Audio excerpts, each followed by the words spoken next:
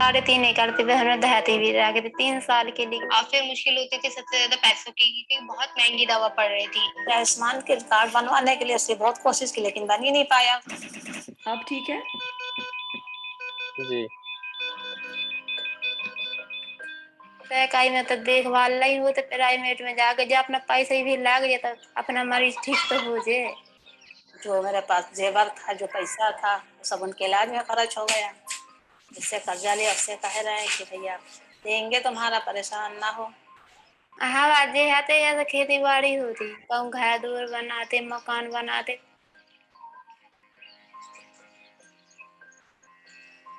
हमेशा ये सोच रखती हूँ कि क्या पता वक्त अब बदल जाए। कभी ना अच्छे दिन रुकते हैं और ना कभी बुरे दिन रुकते हैं, बस इसी से एक उम्मीद है, क्या पता वक्त बदले और फिर एक बार अच्छे दिन आए।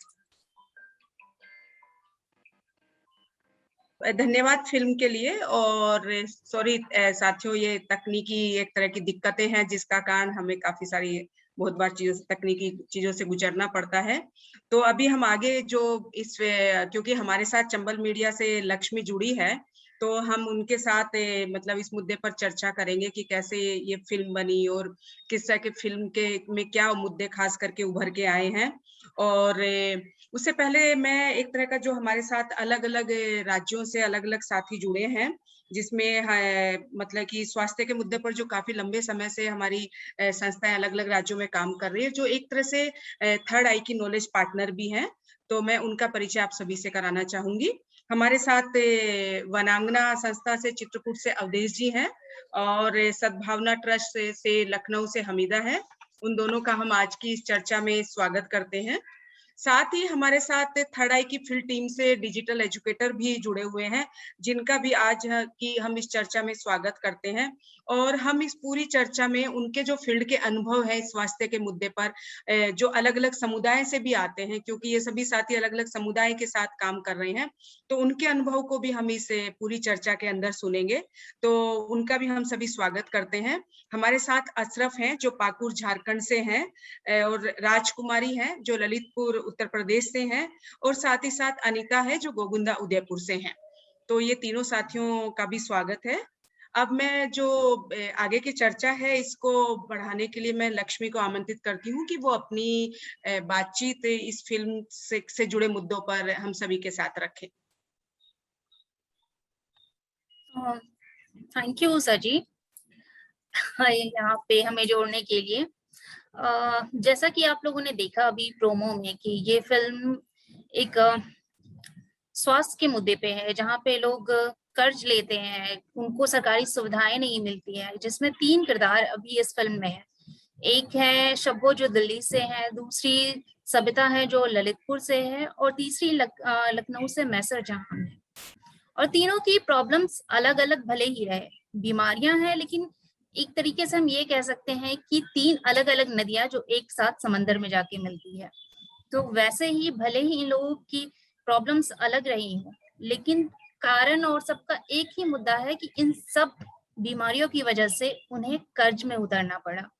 जैसे सबों ने गवर्नमेंट हॉस्पिटल में इलाज तो करवाया, वहां मिल गई उनको सुविधा, लेकिन कोविड के दौरान वो ओपीडी बंद हो गया, जिस कारण उन्हें प्राइवेट से इलाज करवाना हुआ, प्राइवेट से दवाइयां लेनी हुई, जिस कारण वो कर्ज में डूबे। सबिता है, उन्हें सरकारी सुविधाओं पे भरोसा नहीं था, उन्होंने ये रिस्क ही नहीं लिया, क्योंकि हमारी ग्रामीण भारत में ऐसा है कि लोग सरकारी सुविधाओं पे भरोसा नहीं करते हैं। इसके पीछे भी कई कारण है, क्योंकि उनके साथ बिहेवियर अच्छा नहीं किया जाता है, उनको इतना दौड़ाया जाता है, कई बार उनकी बातें नहीं सुनी जाती है, जिस कारण से लोगों का भरोसा वहां पे नहीं है, और वो फाइनली वहीं पहुंचे, उन्होंने अपनी जमीन गिरवी रखी और वो कर्ज में है। तीसरी जो हमारी लखनऊ की मैसर है, उन्होंने भी सरकारी सुविधा लेने का ट्राई किया, वो आयुष्मान कार्ड बनवाना चाहती थी, लेकिन वो सुविधा इतनी पेचीदी थी, जितना उन्होंने खुद ही बताया है कि उनको इतना भगाया गया कि आप यहाँ जाओ, आप इस दिन आओ, आप वहां जाओ, जिस कारण वो थक हार के उन्होंने छोड़ दिया, और फिर उन्हें अपने पति के इलाज के लिए अपने जेवर गिरवी रखने पड़े और कर्ज लेना पड़ा। तो यही है कि प्रॉब्लम्स चाहे अलग अलग हो, सिचुएशन अलग अलग हो, लेकिन कारण कर्ज है। और अब इनके सामने ये स्थिति है कि उनको खुद नहीं पता है कि वो इन कर्जों को कैसे उतारेंगे। तो ये चीज मेन फोकस जो इन तीनों में मुझे सामान्य लगी, इन तीनों ही केसेस में।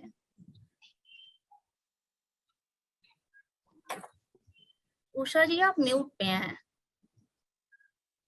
Thank you Lakshmi. और मैंने भी ये फिल्म देखी और सच में सही बात है कि बहुत महत्वपूर्ण मुद्दा हो जाता है पब्लिक हेल्थ का।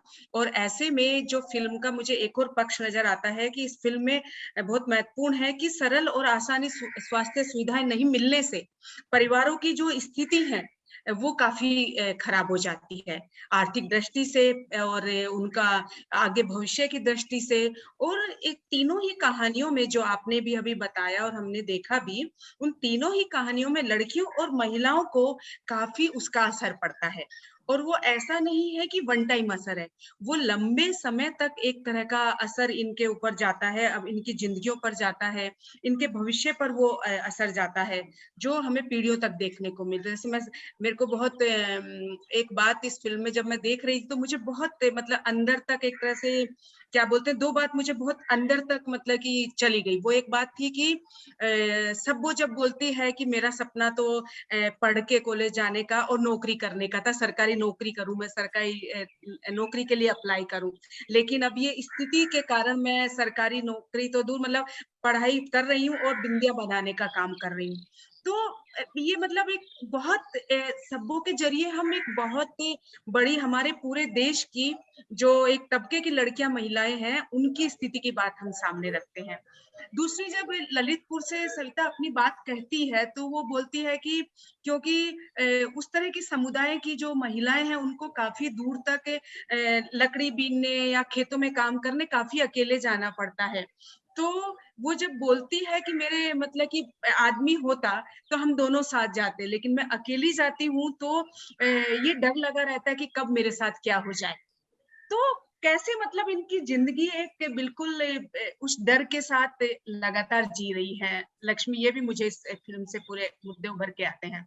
बिल्कुल, ये भी था ना कि लोगों के जो सपने होते हैं, हर कोई सपना देखता है कि मुझे आगे चल के ये करना है, मुझे आगे चल के वो करना है, और अगर वो रास्ता आपको बंद होता दिखे तो वो एक स्थिति इतनी बुरी होती है। और खास करके जो महिलाएं होती हैं, वैसे हुक्म चलाने के लिए होते हैं आदमी लोग, चलो जब हाथ में पैसे हैं तो क्या होना है क्या नहीं होना है वो आदमी डिसीजन लेगा। और जब हर तरफ से रास्ता बंद होता है तो जिम्मेदारी किसके सर आती है? एक लड़की या एक महिला के ऊपर। जैसे सबू के घर में था, उसके पिता जब काम कर रहे थे, जिम्मेदारियां उनके ऊपर थी।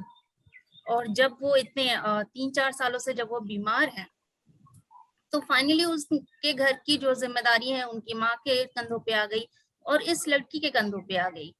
जो उसने पढ़ाई छोड़ करके वो काम करना उसने स्टार्ट किया, वो भी कोविड के दौरान उनकी माँ का काम भी छूट गया, उन शब्बों का काम भी छूट गया। और अभी स्थिति ऐसी है कि उसे नहीं पता है कि वो क्या करेगी। वो बिंदी बना रही है पूरे दिन, उसके पूरे परिवार लगते हैं, मैंने खुद जा करके देखा है।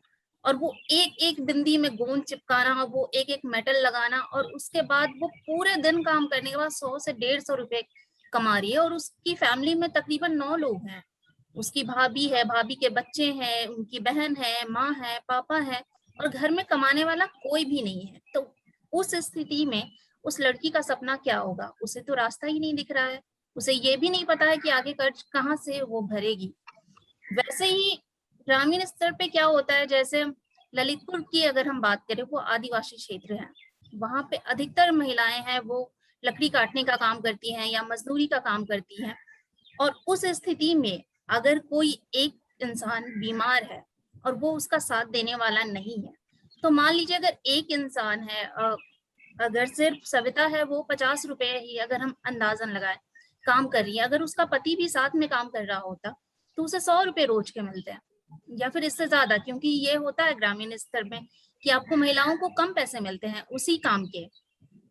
तो वो जो कह रही है कि उसने सोचा था कि अगर पैसे होते तो जिंदगी अच्छी बीतती, वो और जमीन लेती, लेकिन उस सिचुएशन में क्या हुआ कि उसकी खुद की जमीन गिरवी रख गई। उसे नहीं पता है वो कैसे छुड़ाएगी, उसे ये भी नहीं पता है कि आगे स्थिति बेहतर होने वाली है या नहीं होने वाली, क्योंकि कोविड ने सबकी कमर तोड़ दी है। लोगों के रोजगार बंद हो गए हैं, कुछ जो काम लोग इधर उधर कर रहे थे वो खत्म हो गए हैं। वैसे ही मुझे मैसेज जहाँ की भी लगती है, उसका पति खत्म हो गया, उसकी खुद के पाँव टूट गए थे। और कोविड के दौरान क्या हुआ है कि जो लोगों के यहाँ पढ़ाने का काम कर रहे हैं, वहां पे भी अगर आप 10 लोगों के यहाँ जाके काम कर रहे हो, वो 2 से 3 लोग ही बचे हैं, क्योंकि खुद के पास भी पैसे होने चाहिए कि आप दूसरों पे खर्च कर सकते हो या दूसरों को सुविधाएं दे सकते हो। तो इन स्थिति में ये सिर्फ कहते हैं ना, मैं इन 3 कहानियां सिर्फ एक उदाहरण है। हमारे ग्रामीण भारत में 70% लोग ऐसे हैं जो सिर्फ इस कारण गरीबी रेखा से नीचे गए हैं क्योंकि उन्हें हेल्थ के उस पे बहुत ज्यादा खर्च करना होता है। सही बात है लक्ष्मी, और इन सारी चीजों को हम जो हमारे साथ अभी बाकी साथी और भी जुड़े हैं, तो वो साथी भी क्योंकि अलग अलग समुदाय के साथ अलग अलग अपने क्षेत्र में काम कर रहे हैं, तो मैं जो आगे की चर्चा है उन साथियों को भी मैं इसमें जोड़ना चाहूंगी। साथियों, आप सभी ने भी अभी जो भी तकनीक दिक्कतों के कारण, लेकिन हमने उस फिल्म का ट्रेलर देखा और स्वास्थ्य सुविधाएं नहीं मिलने से काफी सारी जो सामना कर रही है लक्ष्मी भी, जो जिस चर्चा को उभारना चाहती है आप सभी के सामने, उस तरह के चीजों में, क्योंकि आप सब भी अपने अपने एरियाज में काम कर रहे हैं, तो आप कैसे इन सब मुद्दों को वहां पे देखते हैं और क्या स्थिति है, थोड़ा आप हमारे साथ साझा करेंगे। मैं कोई भी साथी बोल सकते हैं। हेलो। हाँ अनीता, रखें अपनी बात। मेरा नाम अनीता है। मैं विकल्प उदयपुर डिस्ट्रिक्ट गोगुंदा ब्लॉक से हूँ और मैं अपने इलाके जहाँ पे मैं रहती हूँ, हमारा इलाका जो है पूरा टीएसपी एरिया है और 70% लोग आदिवासी लोग रहते हैं। और यहाँ पे जो है एक शिक्षा की काफ़ी कमी है क्योंकि सभी आदिवासी लोग रहते हैं और उनको सुविधाएं नहीं है क्योंकि वो इतना, क्योंकि डेली मजदूरी पे जाते हैं, दिहाड़ी मजदूर है और सबसे ज्यादा यहाँ से गुजरात चले जाते हैं। कम 9th या 10th या 8th तक पढ़ाई करके फिर वो गुजरात चले जाते हैं। तो ऐसी स्थिति के कारण फिर इनकी शिक्षा भी पूरी नहीं हो पाती है। तो इसलिए फिर कोविड से पहले और कोविड के दौरान और अभी तीनों की स्थितियां है कि पहले भी लोग प्राइवेट में ही जाते, कोविड से पहले उनके पास काम।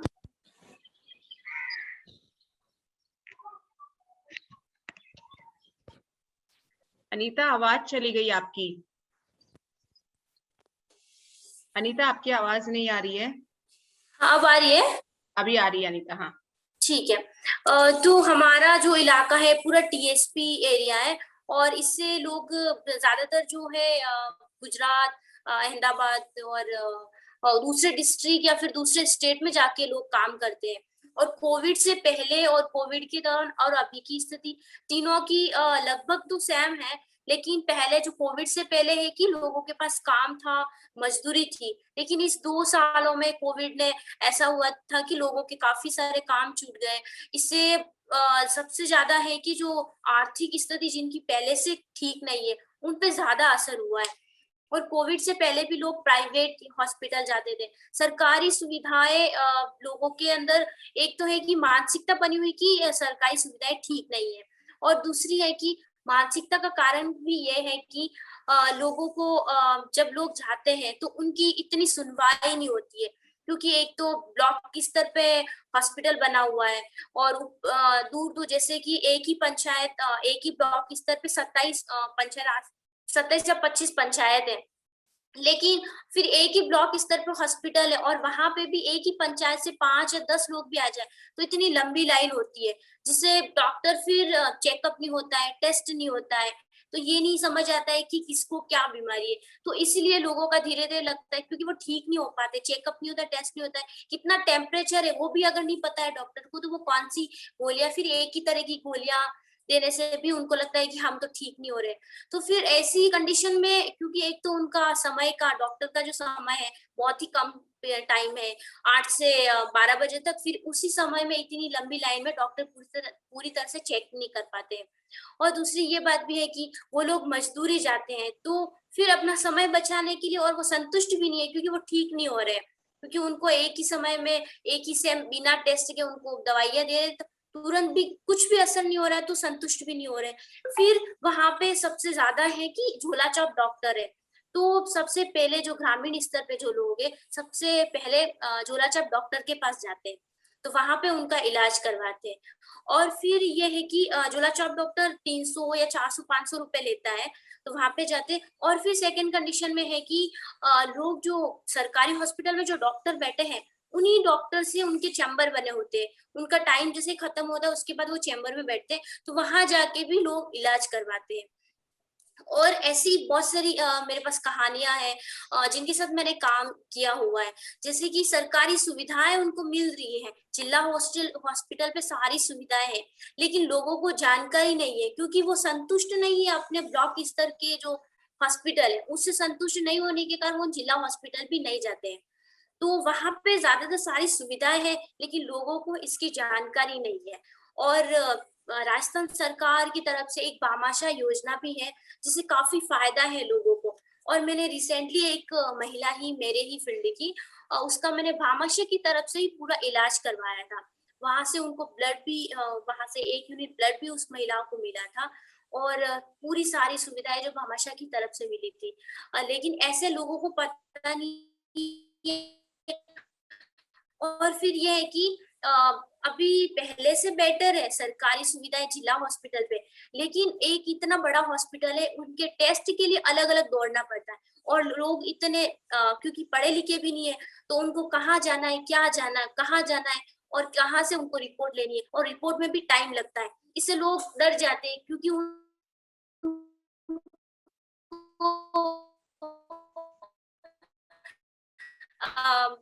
सरकारी जो नर्स है या डॉक्टर है, तो एक प्रेशर आ रही है बस। क्योंकि सारे ब्लॉक स्तर पे टेस्ट कर नहीं रहे हैं, फिर डायरेक्टली फिर ब्लॉक स्तर पे डायरेक्ट जिला में रेफर कर देते हैं, तो फिर वहां पे ज्यादा भीड़ होने के कारण भी लोग उनको डॉक्टर उनको देख नहीं पाते। और फिर नर्सेस भी बहुत ही गुस्से में होती है, तो वो बदतमीज से उनसे पेश आती है। तो एक वो कारण भी है कि लोग बताते हैं कि हम तो पढ़े लिखे नहीं है, हम अनपढ़ है, इसलिए हम लोगों को तो ये डॉक्टर बताते नहीं है। तो ये भी एक कारण है। और दूसरा है कि सेम दवाई उनको लगता है कि हमें सेम दवाइयां भी मिलती है, और बदतमीजी के कारण भी नर्सेज के कारण नहीं जा पाते। और जो है कि नर्स की संख्या कम, क्योंकि सबसे ज्यादा जो काम होता है वो नर्सेज ही करती है, लेकिन वहां पे इतनी नर्स है ही नहीं है, फिर उन पे ज्यादा बर्डन, उनको लगता है कि हम इतने लोगों को कैसे देखें, ये भी ये उनकी है।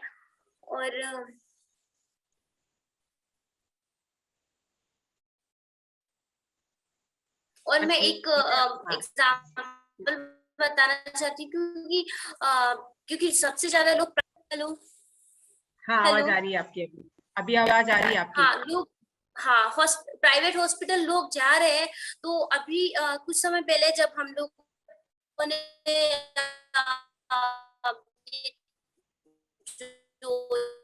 जो मूवी बनाई थी चंबल मीडिया ने, तो उसमें एक हमारे फिर से एक व्यक्ति है कन्नाराम जी करके, उनका मुंह में जलन सी हो रही थी और कम से कम 3 साल हो गए।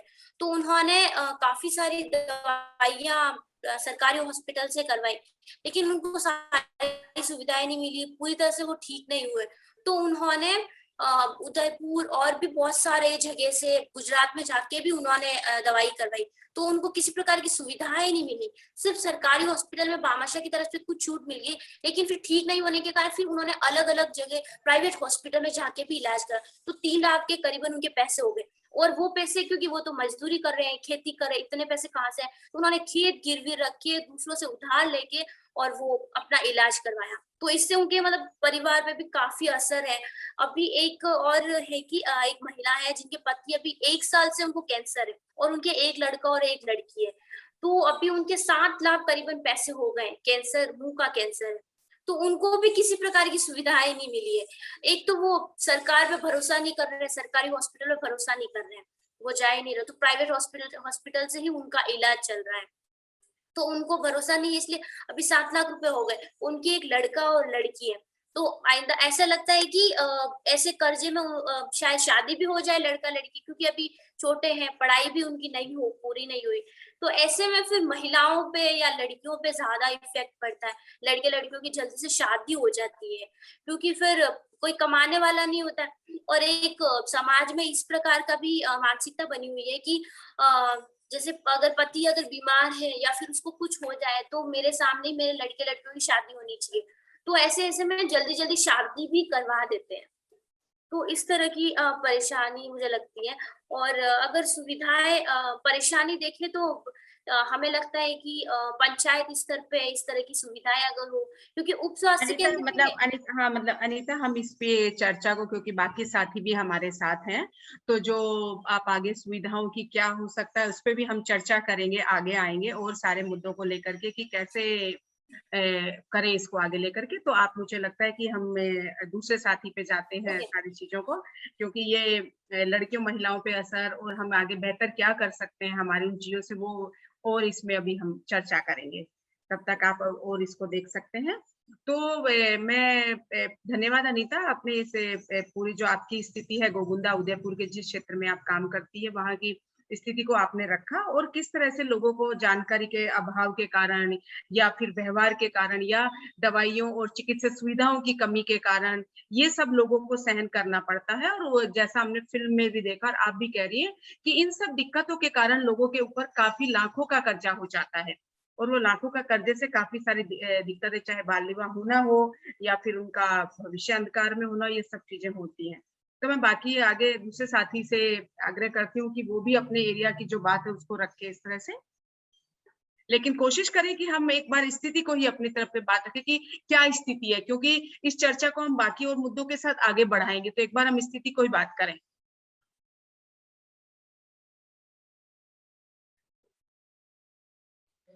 हाँ, मैं मोहम्मद अशरफ हुसैन यस और पाकुड़ झारखंड से डिजिटल एजुकेटर हूँ। तो हमारे यहाँ जो कम्युनिटी पाकुड़ झारखंड है, तो यहाँ हम मुस्लिम कम्युनिटी है, हम जो काम करते हैं जहाँ पे, तो ये पूरा मुस्लिम कम्युनिटी ज्यादा है।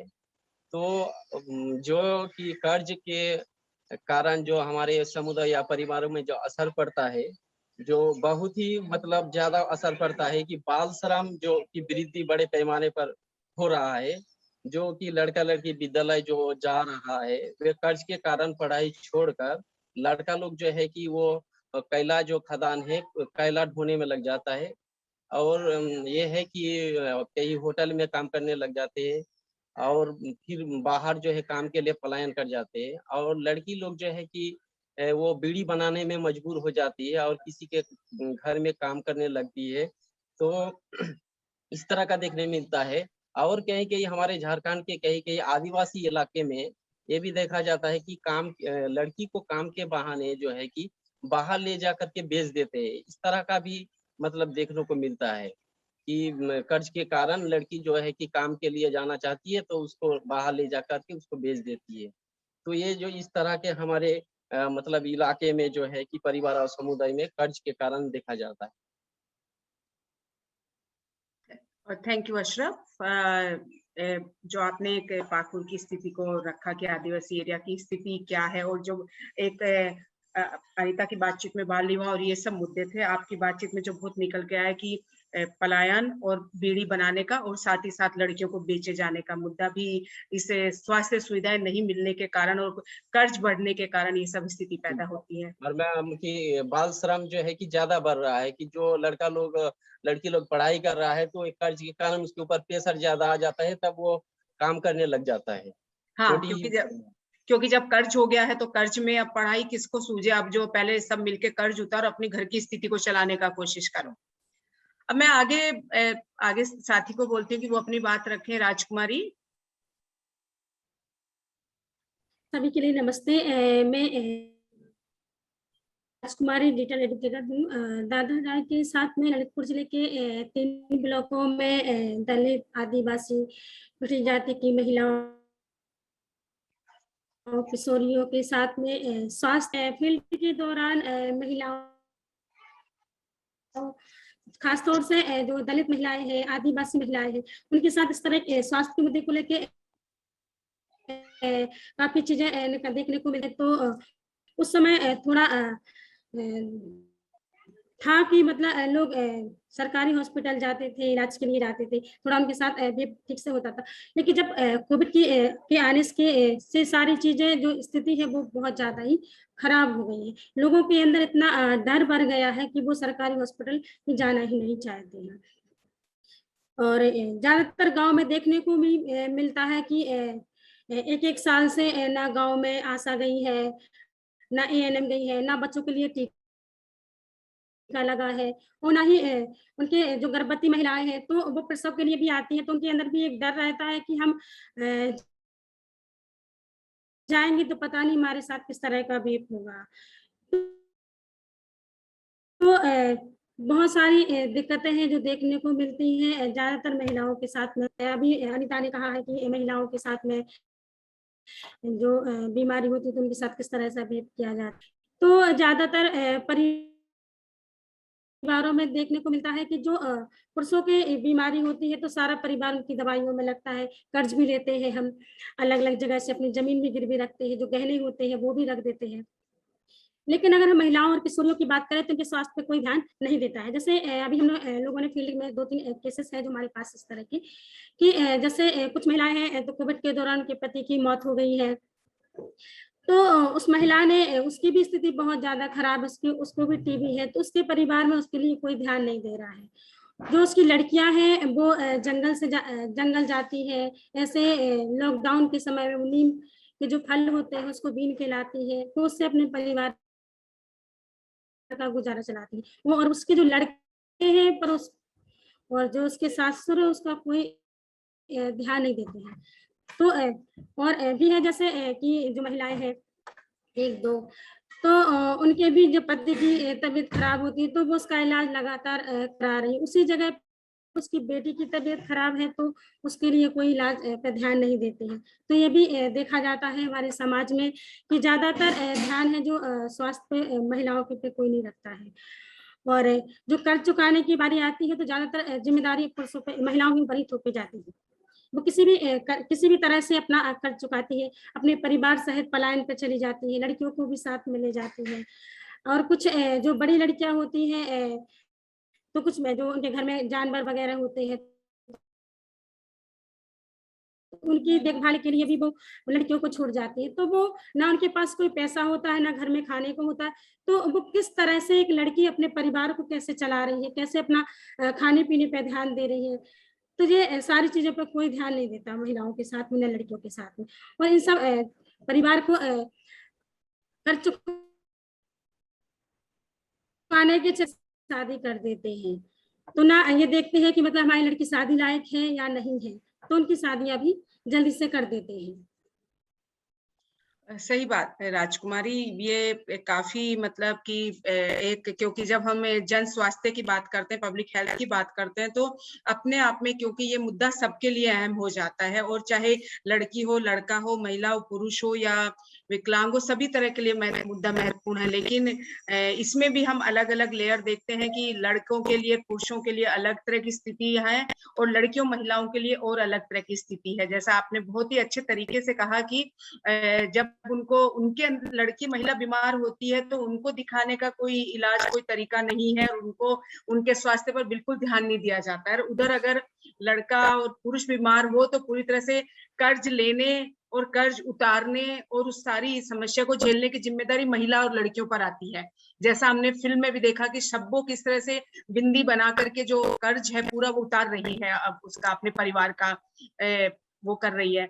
तो ये बहुत ही अहम बात हो जाती है इस जेंडर के नजरिए से जब हम देखते हैं इस पूरे ही स्वास्थ्य के मुद्दे पर, कि लड़की महिला इस लाइन के अंत में खड़ी है, जिसके लिए प्राथमिक है ही नहीं, उस स्वास्थ्य और परिवार के लिए तो दूर दूर तक वो प्राथमिक नहीं है।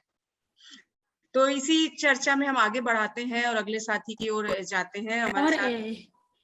हाँ राजकुमारी, इसमें ये भी देखने को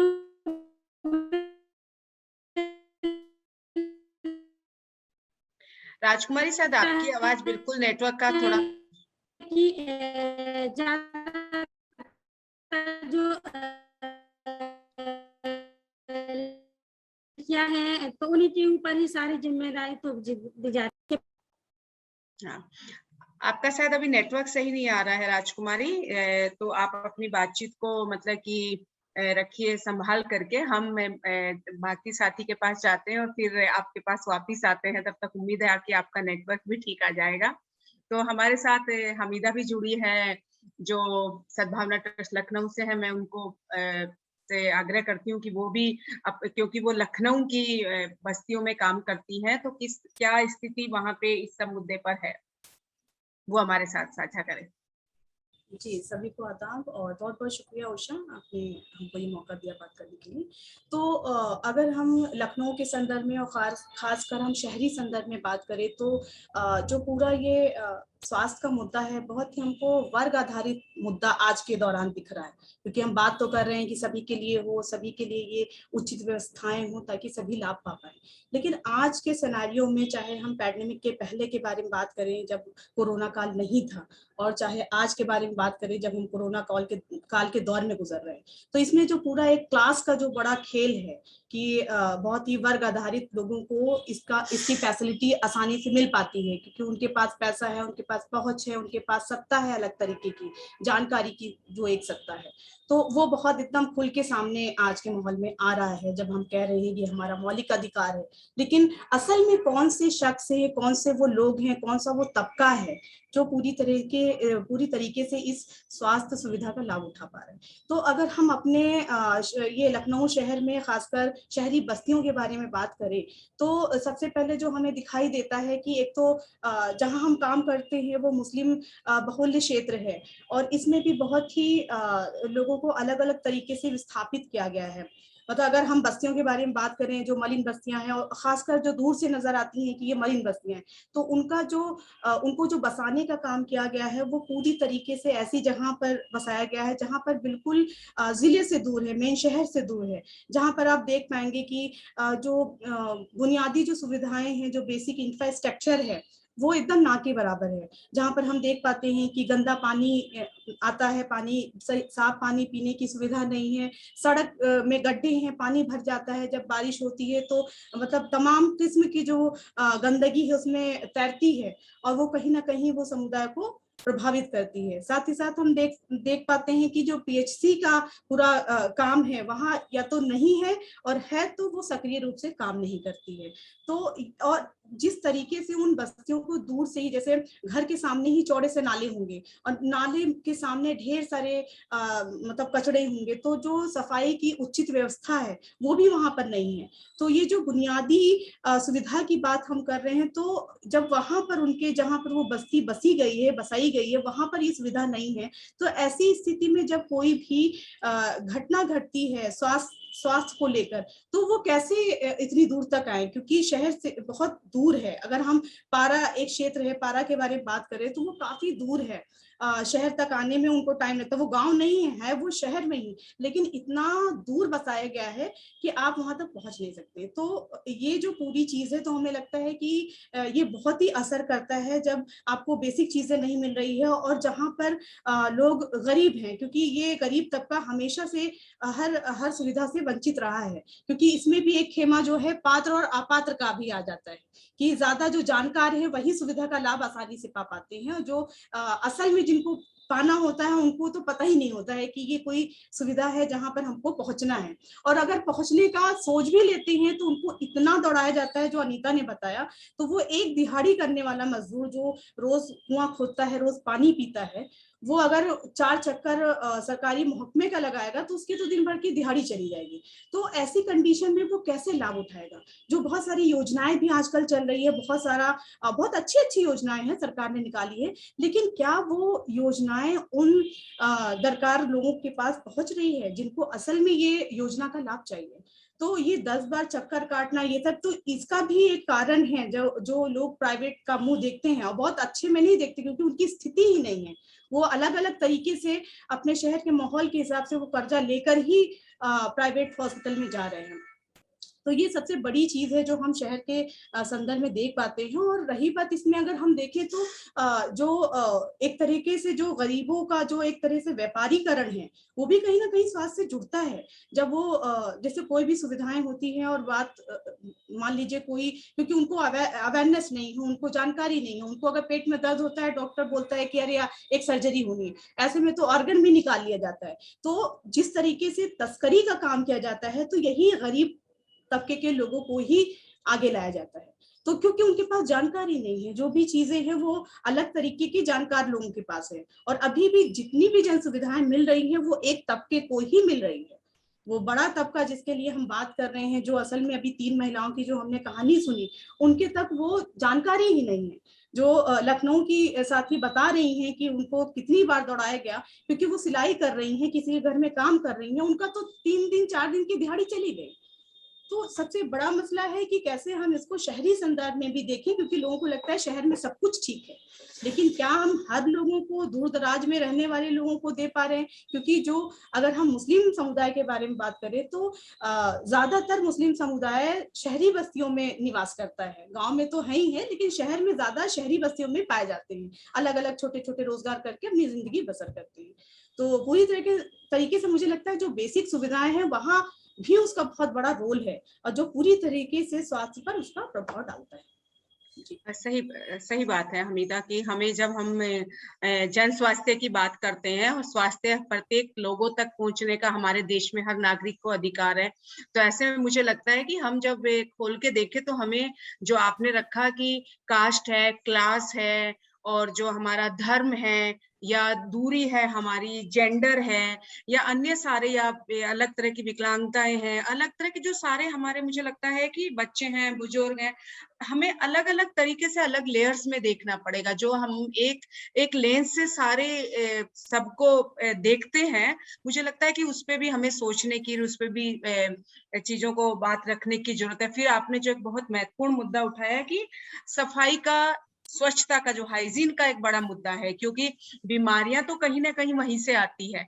अलग अलग तरह की बीमारियां जो भी हमारे साथ लगती हैं, हमसे जुड़ती हैं, वो कहीं ना कहीं स्वच्छता का बड़ा मुद्दा है। तो ये बहुत मायने रखता है कि हम कहाँ रह रहे हैं और क्या हमें बेसिक सुविधाएं मिल रही हैं, हमारे रहने के दायरे क्या हैं।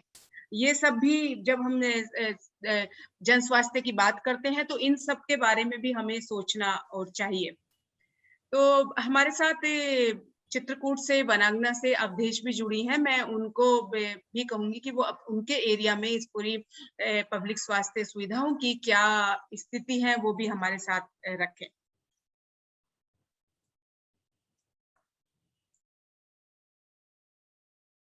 आप म्यूट पे हैं अवधेश, आप म्यूट खोल लीजिए। हाँ हाँ, भी आ रही है आपकी आवाज। हाँ, धन्यवाद उषा जी। मैं चित्रकूट जिले से हूँ और हम लोग दलित, मुसलमान और आदिवासी महिलाओं के साथ खासकर काम करते हैं। और जैसा कि अभी जन स्वास्थ्य के बारे में जो बातचीत हो रही थी, तो इस पे मुझे जो लगता है कि जो अगर हम बात करें सरकारी स्वास्थ्य व्यवस्था की, तो जैसे हम लोग जेल में काम करते हैं, तो जेल में जो पहले जो स्वास्थ्य की समस्या थी वो तो थी बुरी थी, और जो जब कोविड के बाद जो समस्या आई वो बहुत बुरी कंडीशन में देखा जा रहा है, क्योंकि जो मतलब उस तरह की दवाएं हैं जैसे सर्दी, जुकाम, खांसी, बुखार की, वो ही मिलती हैं। उसके अलावा अगर महिला गर्भवती है या बच्चों को कोई दिक्कत है तो उन सुविधाओं के लिए वहां पर कोई भी ऐसी व्यवस्था नहीं है कि वो अपनी स्वास्थ्य की समस्याएं वहां रख सके। और वहां की अगर बाहर ले जाना है तो वहां की व्यवस्था को मतलब इतनी लंबी प्रक्रिया है कि वो कहीं उस कंडीशन में वो कहीं जा ही नहीं सकती हैं। और आज की तारीख में कोविड के दौरान तो मतलब उनको पहले तो वो लोगों से मिलने मिलाई होती थी, तो जो भी बाहर की दवाएं होती थी उन दवाओं को वो लोग मंगा लेती थी, लेकिन आज की तारीख में वो भी संभव नहीं है। और जो दूर दराज के गांव की बात करें तो वहाँ पीएससी तो हैं, लेकिन लोग वहाँ पे कोई डॉक्टर नहीं है। वो और अगर गाड़ी की व्यवस्था को कहें तो दूर दराज के गांव में गाड़ियां भी नहीं पहुंच पाती। लोगों का मतलब इस तरह का सफर है कि लोग रास्ते में ही दम तोड़ देते हैं। और जो जो पहले की स्थिति में अगर हम बात करें तो वही डॉक्टर सरकारी अस्पताल में नहीं बैठते हैं, लेकिन प्राइवेट में बिल्कुल समय से बैठेंगे, समय से दवा सब कुछ व्यवस्था मिलती है। लोग आसानी से प्राइवेट में नहीं जाते, क्योंकि चाहे वो स्वास्थ्य का मुद्दा तो अमीर का हो, चाहे गरीब का हो, चाहे मध्यम वर्ग का हो, हर वर्ग का स्वास्थ्य का मुद्दा तो सेम मुद्दा है। कोई नहीं चाहेगा कि मेरा पैसा खर्च हो, सब चाहेंगे कि स्वास्थ्य अगर सरकारी व्यवस्था व्यवस्थित होगी तो जाहिर सी बात है लोग वहां पर जाएंगे। अभी मैं इसकी अगर बात करूं तो हमारे यहाँ एक महिला है कलावती, उसका नाम है, चंदनगर की है। उसके पति को कैंसर था, उसके इलाज में उसने कर्ज लिया, फिर बेटे का एक्सीडेंट हुआ, उसमें के इलाज में उसने कर्ज लिया, लेकिन माँ बेटी दोनों बीमार हैं, कोई उनका इलाज नहीं हो रहा है। ना वो अपने इलाज के लिए वो कर्ज ले रही हैं, बल्कि उसी बीमारी में वो दोनों काम कर रही हैं, दोनों मजदूरी करती हैं, बाप का कर्जा भरती हैं, भाई का कर्जा भरती हैं। स्कूल बंद चल रहे हैं, खाना बनाने का काम करती थी, स्कूल बंद चल रहे हैं, स्कूलों में कोई वो नहीं है, कोई मतलब काम उनको नहीं मिलता। ऐसे भी केसेस हैं, जो बहुत से केसेस है, बहुत हमारे पास कई महिलाओं के ऐसे उदाहरण हैं, जो महिलाएं अपने अपनी खुद की बीमारी पहले तो उनको पता ही नहीं चलती है, पता चलते चलते अगर चली भी तो उनको सरकारी अस्पताल में तो ले जाएंगे, लेकिन प्राइवेट में उनको कभी कोई दिखाने की कोई, क्योंकि प्राइवेट में तो कर्जा हो जाएगा तो उनको नहीं दिखाया जाता। इस तरह की भी समस्याएं मतलब समुदाय में है, जो और ये बात नहीं है कि हक सरकार ने अगर हक दिया है, स्वास्थ्य का हक दिया है, तो वो सबके लिए है, ना कि अमीर के लिए और गरीब के लिए, किसी के लिए ये नहीं है। अगर है तो फिर सबके लिए। लड़कियों का देखा जाए तो इस मुद्दे को लेकर लड़कियां सबसे ज्यादा सफर करती हैं, महिलाएं और लड़कियां, क्योंकि उनको उनकी पढ़ाई रुक जाएगी, उनकी शादी जल्दी हो जाएगी, जो अभी और भी चर्चाएं इस पे हुई हैं, लेकिन आज की तारीख में सबसे ज्यादा सफर महिलाएं या जो जेल में बंद कैदी महिलाएं हैं उनकी कंडीशन बहुत ही बुरी है। सही बात है अवधेश की, जो इसके कारण मतलब ये और भी अलग अलग कई उदाहरणों से आया कि पहले ही हमारे यहाँ स्वास्थ्य सुविधाएं बेहतर नहीं है। अलग अलग तरीकों से, जो आप सब साथियों ने भी रखा कि अलग अलग तरीकों से हमें उसके लिए जूझना पड़ता है, उसके लिए परेशान होना पड़ता है। और जैसा अनीता ने भी कहा, आपने कहा कि अलग अलग चक्कर लगाने पड़ते हैं, लेकिन अभी कोरोना के कारण इस काल में तो मतलब कि सिर्फ कोविड के लिए ही मारामारी हो रही थी, बाकी जो सारी स्वास्थ्य सुविधाएं वो बंद सी हो गई थी, मतलब उनका तो इलाज ही कहीं नहीं हो रहा था। वही अभी मैं अगर उदाहरण अपना ही दूं तो मुझे भी अप्रैल में कोरोना हुआ था, मैं अस्पताल में थी, मैंने जो देखा, मैंने जो महसूस किया, शायद ही वो बहुत ही गंभीर स्थिति। मुझे उतनी प्रॉब्लम नहीं हुई क्योंकि मुझे जानकारी थी, मैं वो कर ले रही।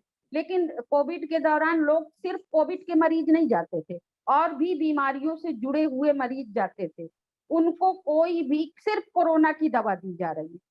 ये तो सही तरीका नहीं, मतलब जो जिस बीमारी से जूझ रहा है, कोरोना के साथ साथ उसको वो भी अगर सुविधाएं मिले तो शायद वो मरीज में, मतलब मैं खुद करी, मेरे आसपास बॉडियां पड़ी थी, लोग कोई अस्थमा का मरीज आ रहा, कोई शुगर का मरीज आ रहा, कोई भी, क्योंकि अब इस समय सरकारी अस्पताल में और मरीजों की देखभाल ही उनको सीधे लौटा दिया जाता है, मतलब दौड़ा लेते हैं कि आप जाइए यहाँ पे, अगर आपको कोरोना है तो आप भर्ती हो जाओ, अगर आपको कोरोना नहीं है तो आप यहाँ से जाइए, आप कहीं और इलाज कराइए। तो वो प्राइवेट में जाएगा, प्राइवेट में उसको कहाँ, उसके पास पैसा इतनी जल्दी कहाँ पैसा, इस तरह के लॉकडाउन में वो कैसे किसी से कर्जा, कोई कर्जा भी नहीं दे रहा था, कोई अपने घर में भी नहीं घुसने दे रहा था। तो ये बहुत ही बुरी, कोरोना के बाद तो बहुत बहुत बुरी कंडीशन। सही सही बात है अवधेश। मैं बस आपको यहाँ रोकूंगी कि ये एक सभी अलग अलग क्षेत्रों से हम सबको मतलब निकल के आया कि ये भी एक दिक्कत है। कोरोना में पहले ही स्वास्थ्य सुविधाएं हम तक पहुंच नहीं थी, आम आदमी तक बिल्कुल भी उसकी पहुंच नहीं थी,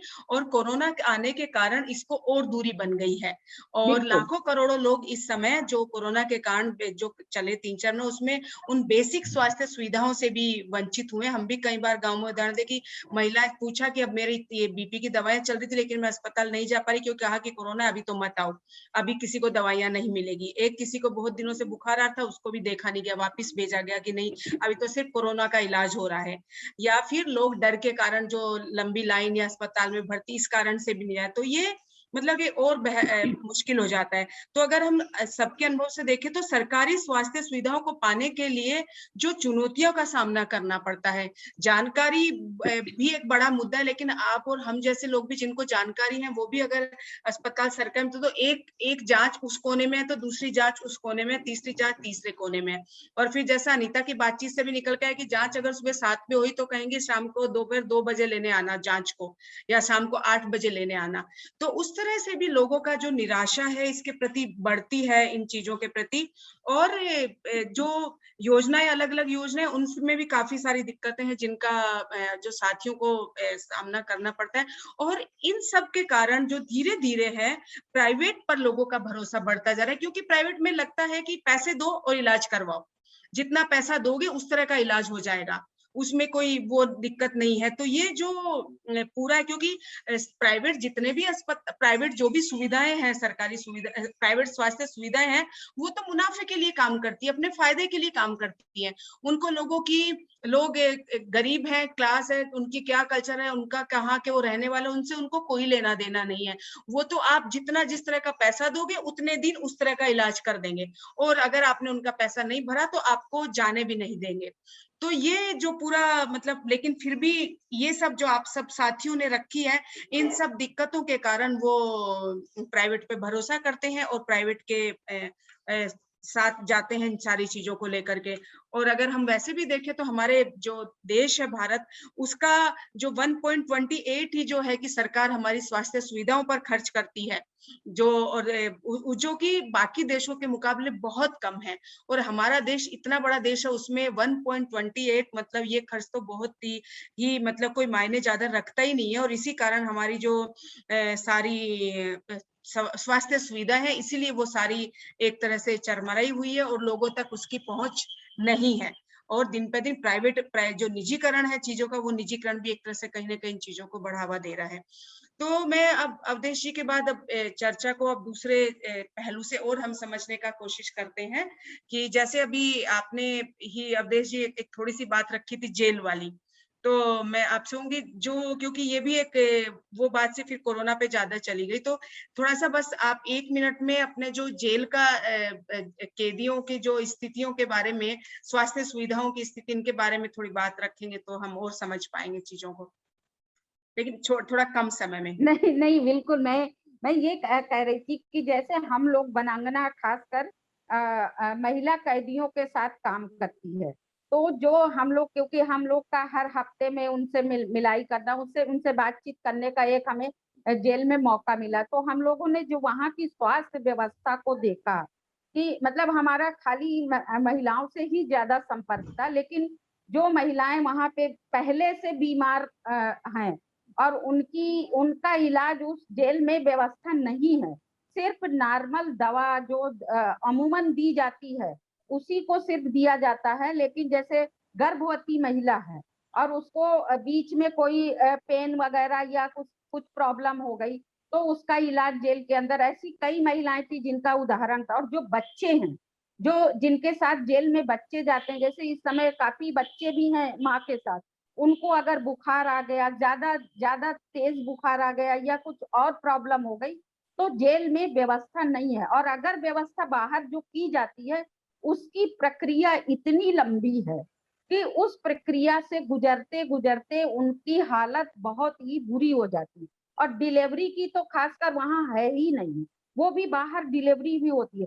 और डिलीवरी के साथ जो वहाँ पे इन महिलाओं के लिए स्वास्थ्य तो खाने पीने से भी जुड़ा होता है, जब आपको उस तरह का खाने पीने की व्यवस्था नहीं होगी तो वो महिलाएं अपनी स्वास्थ्य को कैसे सुधार कर सकती हैं। और जो आज की कंडीशन है कि आज तो उनकी कोई मिलाई भी बंद है, जो जब से कोरोना काल शुरू हुआ है तब से उनकी मिलाई भी बंद है।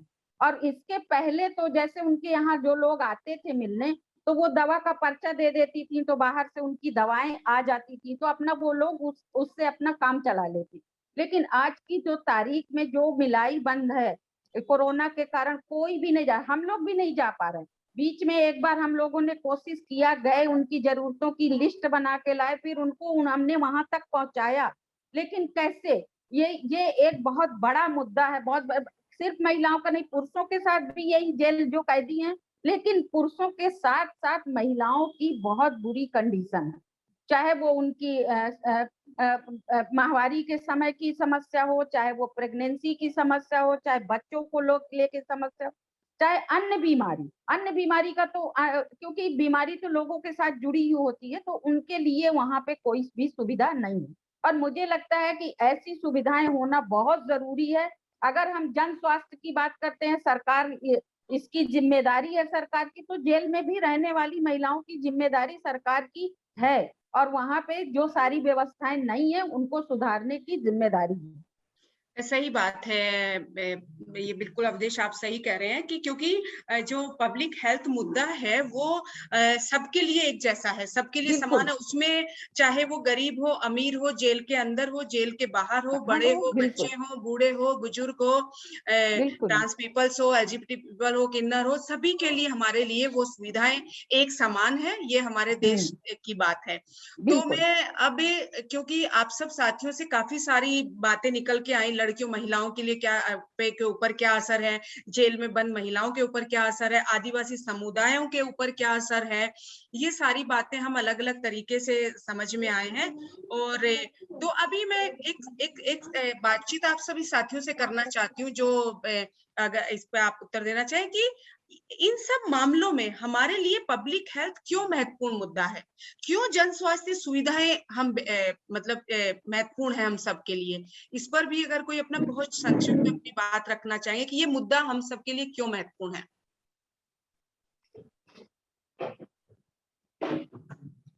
कोई भी साथी इसमें कहीं से स्टार्ट कर सकते हैं अपनी बातचीत को कि पब्लिक हेल्थ हमारे लिए क्यों जरूरी है। पब्लिक हेल्थ हमारे लिए इसलिए जरूरी है क्योंकि पब्लिक मतलब ज्यादातर जो है कि सबके लिए स्वास्थ्य सुविधाएं सबके लिए होनी चाहिए, लेकिन इसमें सबसे जरूरी है कि ये जो आर्थिक स्थिति जिनकी ठीक नहीं है, सबसे ज्यादा वो भी इसमें ऐसे होते हैं कि क्योंकि उनको सारी ऑलरेडी उनके इतनी परेशानी है और ये स्वास्थ्य के कारण और दब जाते हैं। तो सबसे जरूरी है कि जो आर्थिक स्थिति जो जिनकी कमजोर है उनके लिए सबसे जरूरी है कि पब्लिक हेल्थ सुविधाएं होनी चाहिए। और जिससे काफी, क्योंकि एक तो अशिक्षित आई मीन एजुकेट है नहीं है, लोग शिक्षित नहीं है, जिससे लोग और भी मतलब शिक्षित नहीं हो पा रहे। जैसे आदिवासी इलाकों में देखो तो ये ऐसी सुविधाएं नहीं है, तो लोग लड़के लड़कियां हैं तो जल्दी से बाल श्रम में चले जा रहे हैं। तो ये भी है कि वो पढ़ाई नहीं कर पा रहे, तो ये होनी चाहिए ताकि कुछ पैसे उनके बच पाए, क्योंकि ज्यादातर उनके पास सुविधाएं उतने ही पैसे कमा पा रहे जिसके लिए अपना मुश्किल से अपना घर खर्च निकाल रहे हैं, अपने खाने पीने की चीजें ले पा रहे। लेकिन अगर फिर यही पैसे अगर प्राइवेट हॉस्पिटल में दे रहे तो उनके और भी जरूरतें हैं उनको पूरी नहीं कर पाते लोग। तो इसलिए मुझे लगता है कि जरूरी है। हाँ, सही बात है अनीता कि कैसे, क्योंकि ये स्वास्थ्य हमारा एक अधिकार है और इस स्वास्थ्य के अधिकार के तहत हम सरकारी स्वास्थ्य सुविधाओं को लेना हमें मिलना ही चाहिए और एक तरह से ये हमारा मौलिक अधिकार भी है। तो मैं बाकी साथियों से भी कहूंगी कि वो भी अपनी बात इसमें रखें कि क्यों हमारे लिए पब्लिक हेल्थ जरूरी है। मैं कहना चाहूंगी कि स्वास्थ्य का जो पूरा सिस्टम है अगर वो बेहतर है तो हमें लगता है जो ये बीमारी जब आती है और हम पूरी तरह से आपदा की तरह उसको ट्रीट करते हैं, जैसे अभी कोविड का तो चल ही रहा है, लेकिन कई वर्ष पहले हम लोग टीबी के बीमारी को देख रहे थे। तो अगर आपका सिस्टम ठीक है और हर तबके के लोग उस सिस्टम का फायदा उठा पा रहे हैं तो हमें लगता है कि वो भी एक नॉर्मल चीज हो जाएगी, ना कि कोई बड़ा आपदा की तरह हमारे ऊपर हावी हो जाएगा। एक तो मुझे ये लगता है, और दूसरा ये कि अगर हर इंसान को सही तरीके से सही समय पर और सही दवाएं मिल रही है, सही ट्रीटमेंट मिल रहा है, तो मुझे लगता है कि वो इंसान स्वस्थ होगा और इससे सरकार को कहीं ना कहीं काफी लाभ होगा। क्योंकि अगर हम आर्थिक स्थिति के बारे में बात करें तो अगर हर इंसान स्वस्थ है तभी बेहतर तरीके से श्रम कर सकता है। किसी भी बड़ी कंपनी या जो भी अभी पूरे हमारे देश में दिख रहा है, तो अगर वो स्वस्थ है तभी उसको हर जगह मौके भी मिल रहे हैं और उसका कहीं ना कहीं लार्जर हम देख पाएंगे कि हम जो आर्थिक स्थिति एकदम जमीन पर देख रहे हैं तो कहीं ना कहीं ये भी उठेगी, क्योंकि हर इंसान स्वस्थ होगा और वो सही तरीके से श्रम कर पाएगा और अपने घर के साथ साथ देश को भी चलाने में मदद करेगा। हाँ, सही बात है हमीदा कि हाँ, कौन बोल रहे हैं? हाँ, आप मैं बोल रहे हैं। ठीक है। हाँ, मैं ये कह रही थी कि क्योंकि अगर हमारा मौलिक अधिकार है, जन स्वास्थ्य का मुद्दा, पब्लिक स्वास्थ्य का मुद्दा हमारा एक मौलिक अधिकार है, तो फिर उसमें हम ये बात नहीं कर सकते कि कौन अमीर है, कौन गरीब है, कौन छोटा है, कौन बड़ा है, कौन छोटी जात का है या बड़ी जात का है। हर किसी का ये हक है, तो जो हक है उसको लेने में, उसको मिलने में हमें क्यों नहीं लेना चाहिए? क्योंकि सरकार, ऐसा नहीं है कि सरकार जो है कुछ योजनाओं को तो बहुत बेहतर तरीके से लागू भी करती है। जैसे गर्भवती महिलाओं के लिए देख लीजिए, टीकाकरण के लिए देख लीजिए, पोलियो के लिए है, तो इनमें तो सरकार बहुत ही मतलब सक्रिय रूप से उसको प्रभावी करती है। लेकिन कुछ चीजें हैं जिनमें सरकार की नजर ही नहीं जाती है। जबकि अगर स्वास्थ्य सुविधाएं अच्छी होंगी तो चाहे वो अमीर हो वो भी जाएगा वहां, और नहीं अगर गरीब है तो वो तो उसको तो जाना ही जाना है। और खासकर महिलाओं को सिर्फ सरकारी सुविधाओं का लाभ में जोड़ा जाता है, बाकी उनको, क्योंकि अगर गर्भवती महिला है तो उसके लिए व्यवस्था को व्यवस्थित किया गया, ऐसा भी नहीं है कि नहीं किया गया।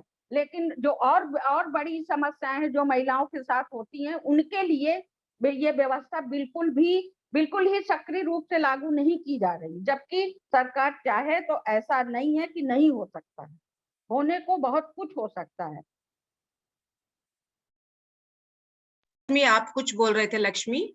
हाँ, मैं बिल्कुल अवधेश जी और हमीदा से एग्री करती हूँ कि सरकार ने योजनाएं तो लागू की। जैसे 2018 में उन्होंने आयुष्मान भारत की शुरुआत करी थी जब, तो उन्होंने बोला था कि 50 करोड़ जो गरीब और पिछड़े वर्ग के लोग हैं उनको इस योजना से लाभ मिलेगा। लेकिन क्या हुआ, कितने लोगों को लाभ मिला है? अगर हम आंकड़ों की बात करें तो सिर्फ यूपी में 875 और बिहार में 19 लोगों को इस योजना से लाभ मिला है अभी तक में। तो ये क्या है? जैसे अवधेश जी ने कहा कि टीकाकरण के लिए आप घर घर जाकर के करवा रहे हो कि 100% हो सके, तो आप इन योजनाओं का लाभ सबको मिले, ऐसी कोई स्कीम क्यों नहीं बना सकते हो? आप जब ये बोल रहे हो कि 50 करोड़ लोगों को हम लाभान्वित करेंगे, लेकिन यहाँ पे आंकड़े की अगर हम बात करें तो हर साल 5.5 करोड़ लोग गरीबी रेखा से नीचे इसलिए जा रहे हैं क्योंकि उन्हें अपनी महंगी दवाइयों पे खर्च करने होते हैं। तो योजनाएं होती हैं लेकिन वो सक्रिय रूप से लागू नहीं होती। अगर हम प्राइवेट हॉस्पिटल की बात कर रहे हैं यहाँ पे, तो प्राइवेट में लोग क्यों जाते हैं? अगर गवर्नमेंट अस्पताल में लोग जा रहे हैं तो एक जगह पे आपको सारी सुविधाएं नहीं मिलेगी। भरोसा क्यों टूटा? आपको कभी बोल दिया जाएगा इस बीमारी के डॉक्टर यहाँ पे नहीं है, कई बार ये बोला जाता है आपके पास यहाँ पे इस जांच की सुविधा नहीं है। तो ये चीजें इतना लोगों को घुमाया जाता है ना कि भरोसा नहीं रह गया कि हम यहाँ जाएंगे और ठीक होके ही आएंगे। ये सोचते हैं कि अगर हम प्राइवेट में जाएंगे एक जगह पे हमें अच्छे डॉक्टर मिल जाएंगे, अच्छे जांच की सुविधाएं मिल जाएंगी। हालांकि बहुत सारे ऐसे गवर्नमेंट हॉस्पिटल के डॉक्टर हैं जिन्होंने खुद की प्राइवेट क्लिनिक चला रखी है और वहां पे लोग जा रहे हैं। उसी डॉक्टर से आप गवर्नमेंट हॉस्पिटल में नहीं जा रहे हो, और अगर जा रहे हो तो वो उनके साथ ऐसे बिहेव करेंगे जैसे वो कौन है और क्या है। अगर आप यहाँ पे लेके आ रहे हो तो समझ लो कि गया आपका मरीज। तो ये ट्रस्ट लेवल जो है यहाँ से घटा है। अगर आप अच्छी सुविधाएं दो, आप अच्छे से बिहेव करो उन लोगों के साथ में, वहां पर भी दो तरह की चीजें अपनाई जाती हैं। अगर कोई पढ़ा लिखा है, अगर कोई जानकार व्यक्ति है, वो अगर सरकारी हॉस्पिटल में जा रहा है, उनकी वैल्यूएशन, उनके लिए जो लोग काम करते हैं उसमें, और कोई गरीब आदिवासी लोग अगर जा रहे हैं हॉस्पिटल में, तो उनके, इन दोनों को आप कंपेयर कर लीजिए, कितनी लोग सुनते हैं उनकी। उनसे ना तो डॉक्टर ढंग से बात करेगा, ना नर्स ढंग से बात करेंगे। और दवाइयों की स्थिति अगर हम देखें तो हर बीमारी का, जैसा कि अनीता ने भी बताया, और सारी बीमारियों के 2 या 3 कोई नीली पीली गोली दे देते हैं और बाकी की दवाई आप बाहर से लेकर के आओ। सुविधाएं ऐसी नहीं है कि सरकार नहीं कर सकती है, लेकिन ये ढील तो दी गई है, तभी आप यहाँ पे। सही बात है लक्ष्मी की, मतलब कि सही कह रहे हैं आप, और बाकी साथियों ने भी बात रख दी है, मैं यही आपको करूंगी, क्योंकि जो मामला है कि मतलब कि एक तरह से स्वास्थ्य हमारा अधिकार है, और अगर हम बात करें तो क्योंकि हमें ये मौलिक अधिकार है, लेकिन अभी तक जो जैसे हमारे दूसरे कानून बने, मान लो शिक्षा का अधिकार है, बाकी अधिकार, तो स्वास्थ्य के अधिकार का कानून अभी तक नहीं बना है, जो भी हमारे एक तरह से बनाना चाहिए सरकारों को, और एक सेंटर की जिम्मेदारी, लेकिन स्टेट की इसकी मुख्य जिम्मेदारियां हैं कि उसको बनाए।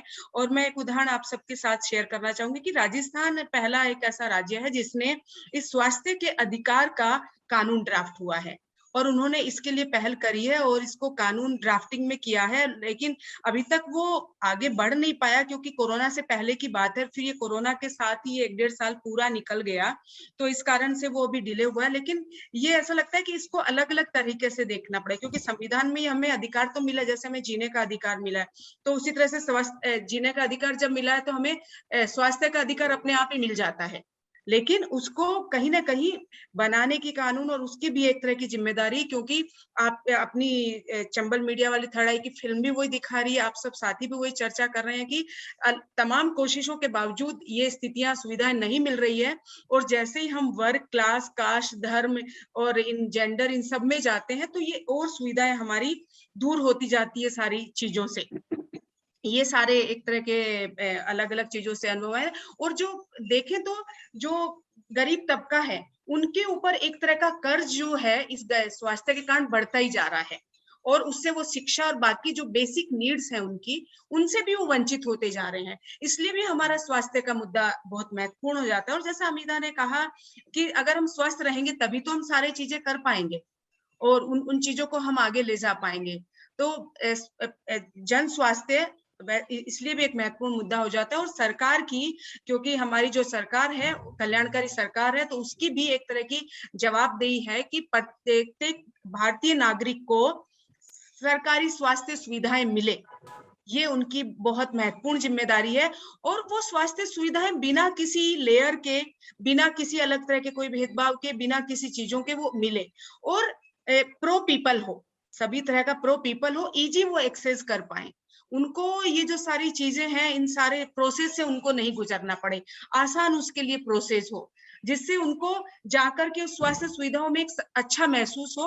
और ये बेहतर होगा तो क्यों नहीं हम उन चीजों को ले पाएंगे, जिसके बहुत सारे सकारात्मक उदाहरण अपने पास हैं, जिसको हम आगे की चर्चा में बात करें कि आगे हम क्या मतलब इन सब अनुभवों से क्या सीख मिलती है, क्या सुझाव है कि आगे हम क्या सरकारों को या हमें मतलब करना चाहिए इन सब चीजों के लिए, जिसके कई उदाहरण मतलब कि है। और ऐसा नहीं है कि सरकार चाहे तो कर नहीं सकती है, सरकार चाहे तो कर सकती, काफी सारे उदाहरण है हमारे पास। जैसे अगर मैं राजस्थान का कहूँ तो राजस्थान में फ्री मेडिसिन का जो चलन है कि जांच और जो दवाइयां हैं वो फ्री मेडिसिन है, वो किसी के लिए भी कोई उसके लिए किसी को कोई हमेशा कार्ड नहीं दिखाना है, कोई आयुष्मान कार्ड नहीं दिखाना है, कोई पहचान पत्र नहीं दिखाना है, कुछ भी नहीं उसको दिखाना है।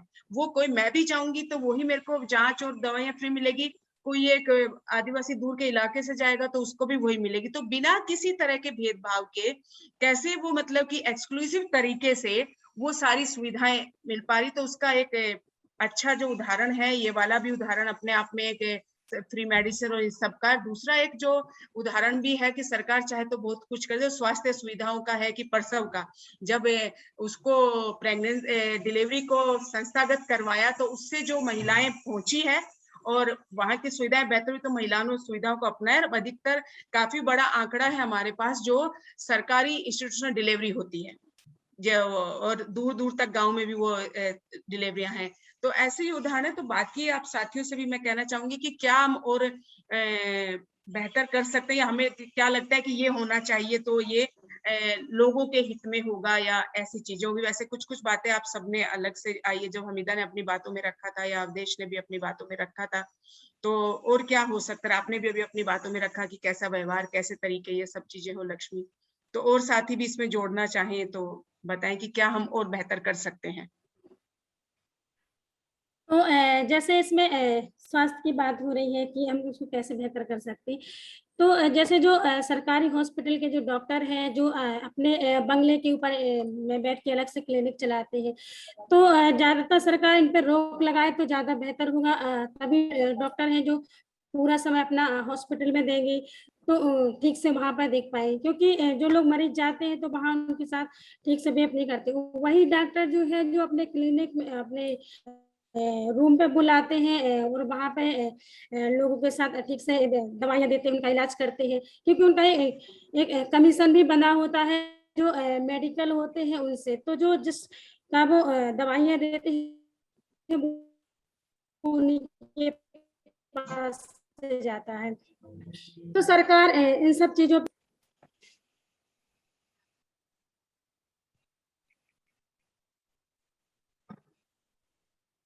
राजकुमारी, आपकी आवाज नहीं आ रही है, वापस से कुछ दिक्कत हो गई है आपकी आवाज में।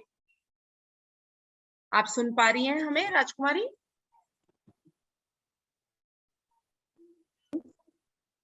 ठीक है राजकुमारी का इतना नेटवर्क जाता है, हम आगे साथी जो इसमें अपने बोलना चाहें वो बात रखें। राजकुमारी का शायद नेटवर्क का इशू आ रहा है। मैं बोल दूं?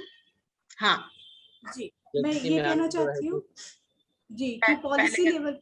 हाँ हमीदा जी जी, तो इसमें मैं ये कहना चाहती हूँ कि हमें पॉलिसी लेवल पे सोचने की जरूरत है।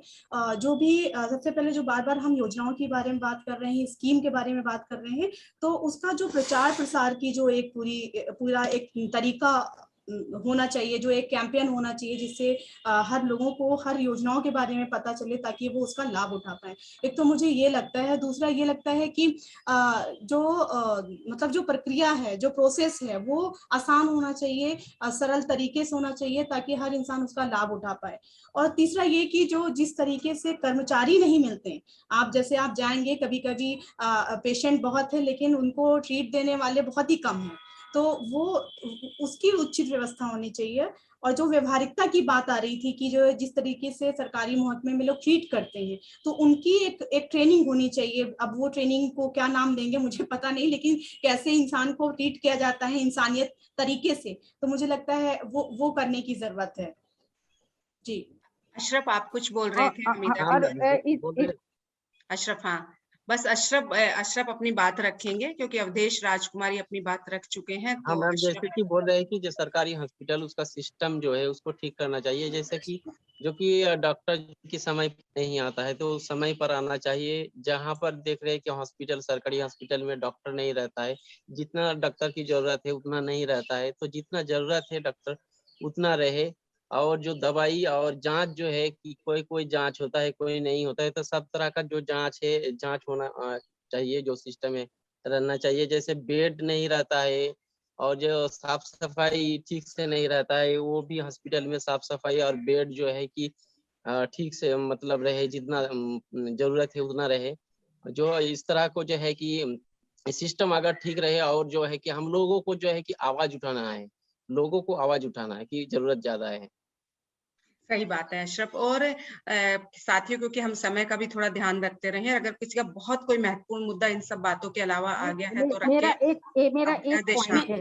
हाँ, मैं ये कह रही थी कि जो हम बात कर रहे हैं इसमें जो हमीदा ने कहा शायद उसी से जुड़ता हुआ है कि इसमें हमें सबसे ज्यादा सरकार को ध्यान देना चाहिए क्रियान्वयन और मॉनिटरिंग का, क्योंकि जैसे दूर दराज के जो पीएससी हैं इन सबकी मॉनिटरिंग करना बहुत जरूरी है, क्योंकि अगर मॉनिटरिंग करें तो शायद ये स्वास्थ्य व्यवस्था पर थोड़ा सा सुधार तो आने की संभावना हो सकती है। बिल्कुल।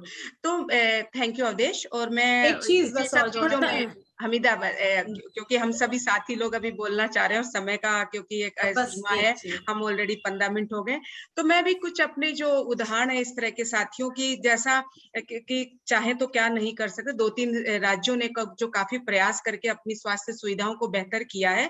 तो जैसे तमिलनाडु और हिमाचल प्रदेश के उदाहरण है उन दोनों स्टेट के, कि जैसे हम देखते हैं कि गाँव में नर्सेज होती है सिर्फ, तो और बाकी सुविधाएं नहीं मिल पाती, तो उन्होंने नर्स के साथ जो पीएचसी के साथ एक डॉक्टर को, एक एम्बुलेंस चालक को और रखा लगातार, और वहां पे जो क्योंकि रहने की भी एक बेहतर सुविधा वहां पे कर्मचारियों के लिए क्वार्टर करे, और इस सारी सुविधाओं से जो उनका मतलब कि बहुत सारा उस पे काम किया, तो उससे काफी सुविधाएं मजबूत हुई और अस्पतालों तक लोगों को आने की जरूरत नहीं पड़ी। छोटे जो सर्दी खांसी जुकाम बुखार ये सारी चीजें थी, वहां पे मतलब वहीं पे एक तरह का सेट हो गया, देख लिया गया, और जो नियमित जांचें होती, बीपी है या छोटी जांचें हैं, उनको भी वहां से ही देख दिया गया।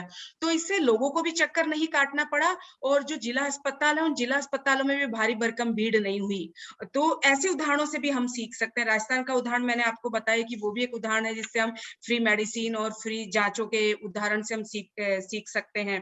तो ये मतलब कि उदाहरण है जिसको हमें देखना चाहिए, और ऐसे कुछ चीजें हैं जो मुझे लगता है, क्योंकि मैं भी जन स्वास्थ्य अभियान से लंबे समय से जुड़ी रही हूँ, तो उस जन स्वास्थ्य अभियान के साथ भी जो हम कई मुद्दों को देखते हैं, तो मुझे एक जो आता है कि हमारे जो चीजें हैं, अभी तक सारी चीजें हमारी जो जिला अस्पतालों तक निर्भर है, जिला अस्पतालों के लिए भागते हैं। इसीलिए बार बार जो अनीता भी कह रही थी, आप भी कहते हैं कि जिला अस्पताल में हमारे पास पैर रखने की जगह भी नहीं होती है, और डॉक्टर नर्सेस कम है, तो वो बहुत भीड़ और भारी भरकम चीजें होती है। तो इन सब से मुझे समझ आता है कि हमें, और ये हिमाचल और तमिलनाडु के उदाहरण से भी समझ आता है कि हमें प्राइमरी हेल्थ केयर जो है, पीएचसी जो है, उसको हमें सही करने की जरूरत है, एक जो बड़ा लगता है। दूसरा है कि बेसिक हेल्थ केयर जो है उसके हमें ज्यादा सही करने की जरूरत है। बड़े बड़े जो इतने हॉस्पिटल बनाने से कोई ज्यादा फायदा नहीं, हम छोटी छोटी बेसिक चीजों को करें, तो वो एक हमें करने की जरूरत है। जो मतलब कि जो सुविधाएं प्राइवेट अस्पताल दे रहे हैं, सारा जो ललचा रहे हैं, जो लुभा रहे हैं और लोगों को अपना मुनाफा कमा रहे हैं, तो क्योंकि ये हमारी सरकार की जिम्मेदारी है, तो क्यों ना वो सरकार उन सुविधाओं को अपने अस्पताल के भीतर करे, उन सुविधाओं को अपने अंदर ही करे, और वो सब कुछ निःशुल्क करे लोगों के लिए। जो मैंने राजस्थान के उदाहरण से भी बताया कि उससे बहुत बड़ा फायदा लोगों को हुआ है। सब लोग अस्पताल सरकारी जाने लगे, चाहे मैं हूँ चाहे कोई दूसरे, काफी लोग मतलब जा रहे हैं, बाकी इलाजों के लिए बाहर, लेकिन छोटी मोटी चीजों के लिए वहां जाते हैं। तो सब कुछ निःशुल्क करे, उसको एक्सक्लूजन की तरह से करे, मतलब यूनिवर्सल योजनाएं सबके लिए एक समान हो। किसी के लिए कोई कार्ड मांग रहे हैं, अगर भामाशाह की बात करो तो भामाशाह के लिए वो कार्ड लाओ, इतने पैसे वाला होना चाहिए, इतने कमाने वाला होना चाहिए, या आयुष्मान के लिए ये कैटेगरी वाले लोग होने चाहिए। तो व्यक्ति बीमारी की हालत में उन चीजों को संभालेगा कि वो अपना इलाज करवाने के लिए आएगा। तो ऐसा कुछ यूनिवर्सल योजना सबके लिए एक समान हो, जो सबके लिए फ्री हो एक तरह से, जिसमें कोई भी क्राइटेरिया नहीं, और वो अमीर हो गरीब हो, महिला हो पुरुष हो, जेल वाले हो या फिर विकलांग हो।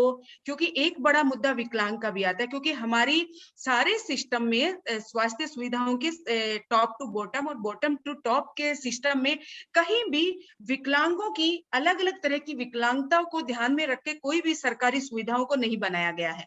उसमें मतलब किस तरह से वो जाएंगे, कैसे वो चढ़ेंगे, या किस तरह से वो अपनी इलाज कराएंगे, उनके इलाज के लिए क्या वहां पे सुविधाएं होंगी बैठने की या खड़े होने की। बहुत बार अपन लाइन में देखते हैं जाके, तो अगर कोई पैर से विकलांग है तो वो कैसे उस लाइन में खड़ा रहता है, उसको अलग से कोई बिठाने की व्यवस्था नहीं है, या बुजुर्ग भी उसी लाइन में खड़े रहते हैं, उनको कोई बिठाने की कोई व्यवस्था नहीं है।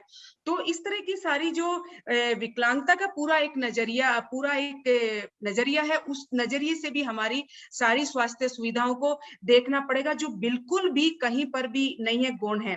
और जो हम कह रहे हैं कि जो आउट ऑफ पॉकेट खर्चे हैं, ये भी हमें कहीं ना कहीं हमारी जो आप सबकी कहानियों से और हमारी फिल्म से भी समझ में आया कि ये खर्चे भी काफी ज्यादा हैं। ठीक है, एक जांच कर दी फ्री, लेकिन दूसरी जांच बाहर से करवा के लाओ जिसका 5,000 रुपए लगेगा, दूसरा कुछ और जांच बाहर से उधर से कर लाओ जिसका भी आपको 2,000 रुपए लग जाएगा।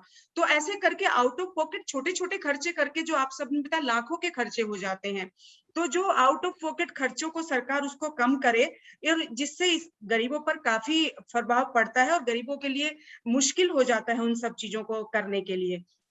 एक जो हमें करने की जरूरत है, क्योंकि आजकल सारी चीजें निजीकरण के मोड पे दी जा रही, कि जैसे हमारी राजस्थान में कुछ पीएचसी को पीपीटी मोड पे दिया है, जिसकी काफी हालत खराब है, उसका कोई बहुत बेहतर स्थितियां नहीं हुई है। और छत्तीसगढ़ में जिला अस्पतालों को भी पीपीटी मोड पे देने का प्लान चल रहा है, कि उनको भी पीपीटी मोड पे, यानी पीपीटी का मतलब है प्राइवेट और प्राइवेट पब्लिक पार्टनरशिप, प्राइवेट और सरकार की पार्टनरशिप, यानी प्राइवेटों के हाथों एक तरह से वो चला जाएगा।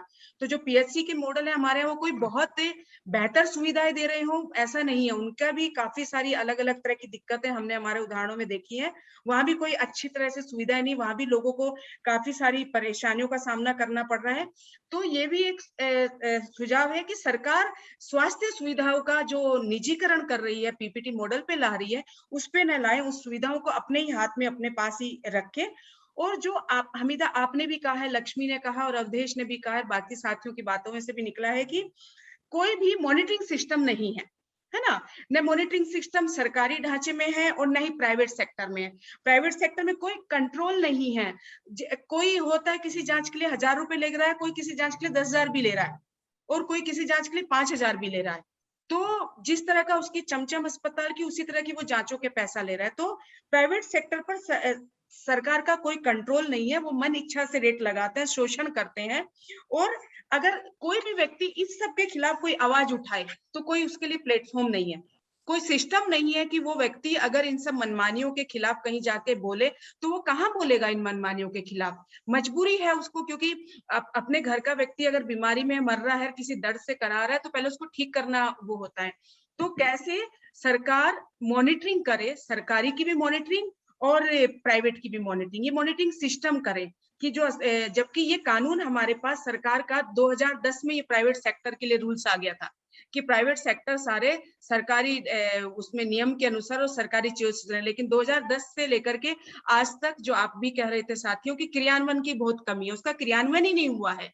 और उस प्राइवेट सेक्टर का रूल्स आने के बाद भी कोई क्रियान्वयन नहीं हो रहा। फीस और पैसे आज भी सभी अस्पताल अपनी मनमर्जी से ले रहे हैं, क्योंकि कोई मॉनिटरिंग सिस्टम उसका नहीं है। और लोगों का अधिकार है स्वास्थ्य का, जो आप सभी ने भी कहा कि हमारा स्वास्थ्य का अधिकार है और वो बेसिक सबको मिलना ही चाहिए, लेकिन इसकी जगह उनका शोषण हो रहा है और नियमों का कहीं भी पालन नहीं हो रहा है। तो ये सरकार की जिम्मेदारी है कि वो सरकारी खर्चे को बढ़ाए और जो लोगों की जेब है उनको कहीं ना कहीं वो एक तरह के खर्चे को कम करे। और अगर पीएचसी हमारी मजबूत होगी, जो हमने तमिलनाडु और हिमाचल के उदाहरण से समझा है कि अगर हमारी पीएचसी मजबूत होगी तो क्यों लोग जिला अस्पताल आएंगे। जिला अस्पताल लोगों को आना ही नहीं पड़ेगा, क्योंकि उनको अच्छी सुविधाएं, बेसिक सुविधाएं वहीं पे मिल रही है। आप अपनी नर्स को थोड़ा ट्रेन कर देंगे, आप वहीं पे 2-3 सुविधाएं और बढ़ा देंगे उनके लिए, अच्छे क्वार्टर्स बना देंगे, या डॉक्टर दे देंगे, या फिर एम्बुलेंस चालक दे देंगे। या जो हमेशा आप और हम देखते हैं कि जब भी जाओ तो नर्सों के पास दवाइयां ही नहीं मिलती है, इंजेक्शन ही नर्सों के पास नहीं मिलते हैं। तो अगर पूरा पर्याप्त दवाई उनको मिलेगी, पर्याप्त सुविधाएं, स्वास्थ्य सुविधाएं सरकार की ओर से मिलेगी, तो वो जरूर से उस मतलब की चीजों को करेंगे। और आपने हमने भी देखा कि अभी कोविड के समय में काफी काम आशा और आंगनवाड़ियों ने किया, चाहे सर्वे का हो, चाहे दवाइयां गांव तक पहुंचाने का हो, चाहे गांव में लोगों की कोरोना की वो मशीन से जांच वाला हो, सारे काफी सारे काम बेसिक जो धरातल है वो आशा और आंगनवाड़ी ने किया। तो क्यों ना हमारे सरकार, अपनी सरकार उनको मजबूत करे, उनको थोड़ा ट्रेन करें, उनको थोड़ा सुविधाएं दे, और कैसे उनको थोड़ी ट्रेनिंग दे करके उनको बेहतर चीजों को करे, जिससे हमारी धरातल पे मजबूत चीजें हो। और जो एक बहुत बार बार बात आती है, हम बात करते हैं कि ग्राम स्तर पर समितियां बने, क्योंकि अभी तक सारा जो भी ढांचा आता है वो टॉप से आता है, टॉप से बॉटम पे चलता है। हम हमेशा अपने देश में बात करते हैं कि बॉटम से टॉप पे चीजें होनी चाहिए, क्योंकि अगर बॉटम से टॉप पे चीजें होंगी तो ग्राम स्तर पे जो कमेटियां बनेगी, जो अभी परेशानी हुई कोविड के समय, आप और हम सब ने देखा है कि लोग टीके नहीं लगवा रहे हैं, लोग बीमार होने के बाद अस्पताल नहीं जा रहे हैं, क्योंकि कोरोना का डर है, भर्ती करने का डर है, वहां से मर के आने का डर है, और अलग अलग अफवाहें हैं उसके वैक्सीन के प्रति।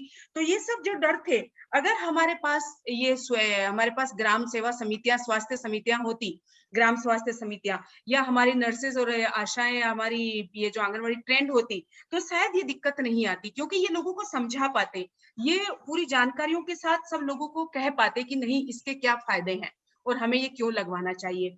तो ये सब भी मतलब कि नहीं आ रहा है। तो ये एक तरह का मुझे लगता है कि हमें देखना चाहिए। और जो आप सबने कहा कि कास्ट, क्लास, इन सब चीजों से हमें मतलब कि जो चीजों को देखना चाहिए। और बजट जो है स्वास्थ्य सुविधाओं के प्रति, वो बजट भी हमें मतलब कि बढ़ाना चाहिए। वो बजट अभी 1.5 बहुत कम बजट है, तो वो बजट हमें बढ़ाएंगे तो मुझे लगता है कि बजट बढ़ाने से हम काफी सारी बजट और सुविधाओं को बढ़ाने से स्वास्थ्य के मुद्दे पर, पब्लिक स्वास्थ्य को हम लोगों तक पहुंचा सकते हैं। ये मेरा यहाँ तक इसमें था। अगर किसी को कुछ एक आधे मिनट में अगर किसी को लगता है कुछ छूट गया है तो जोड़ सकते हैं, नहीं तो हम समाप्ति की ओर बढ़ते हैं। और जो फिल्म चंबल मीडिया और थर्ड आई की जो फिल्म है, जो इस स्वास्थ्य के, पब्लिक स्वास्थ्य के मुद्दे पर बहुत गहराई से हमें सोचने को और सारे लेयर्स पे समझने को मजबूर करती है, वो थर्ड आई के पोर्टल पे भी है और अन्य स्थानों पर भी। तो मैं सभी साथियों से अनुरोध करूंगी कि वो फिल्म जरूर देखें, और मैं हम लोग लिंक भी आप तक जरूर साझा करेंगे। वो लिंक से भी आप वो फिल्म को देख सकते हैं। और चाहे विकलांगता का मुद्दा हो या फिर अन्य मुद्दों के जो स्वास्थ्य से जुड़े सारे मुद्दे हैं, उन मुद्दों पर उन मुद्दों पर काफी आर्टिकल्स और छोटी छोटी फिल्में भी थर्ड आई के पोर्टल पर हैं। आप वहां जाकर भी इन सब फिल्मों को जरूर देखें। और हम इसके द्वारा भी हम स्वास्थ्य, पब्लिक स्वास्थ्य हमारे लिए क्यों जरूरी है, उस पर अपनी एक नए नजरिए से थर्ड आई को खोल सकते हैं, हम अपनी देख सकते हैं।